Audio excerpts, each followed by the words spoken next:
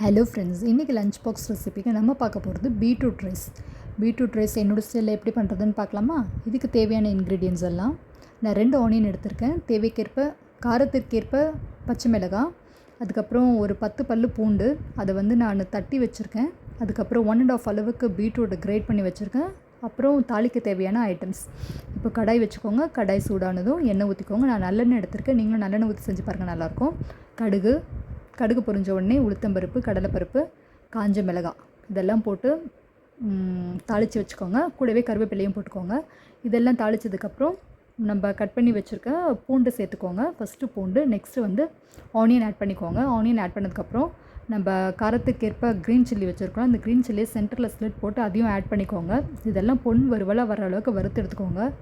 வறுத்து எடுத்ததுக்கப்புறம் நம்ம கிரேட் பண்ணி வச்சுருக்க பீட்ரூட்டையும் அதில் ஆட் பண்ணிக்கோங்க. பீட்ரூட் ரைஸ் பசங்களில் ரொம்பவே லைக் பண்ணி சாப்பிடுவாங்க. பட் அடல்ட்ஸ், பெரியவங்க மட்டும் தான் சாப்பிட மாட்டாங்க. ஏன்னா சுகர் கம்ப்ளைண்ட் இருக்குது அப்படின்றதுக்காக சாப்பிட மாட்டாங்க. பட் நம்ம ரொம்ப ஹியூஜ் குவான்டிட்டி எடுக்காமல் மினிமலாக சாப்பிட்டோன்னா எல்லாமே நல்லது தாங்க. ட்ரை பண்ணி பாருங்கள். இந்த மாதிரி செஞ்சு சாப்பிட்டு பாருங்கள், எல்லாருக்குமே ரொம்ப பிடிக்கும். இது பொன் வறுவலாக வந்துருச்சு. இது பொன் வறுவலாக வந்ததுக்கப்புறம் நம்ம கிரேட் பண்ணி வச்சுருக்க பீட்ரூட் அதில் ஆட் பண்ணிக்கலாம்.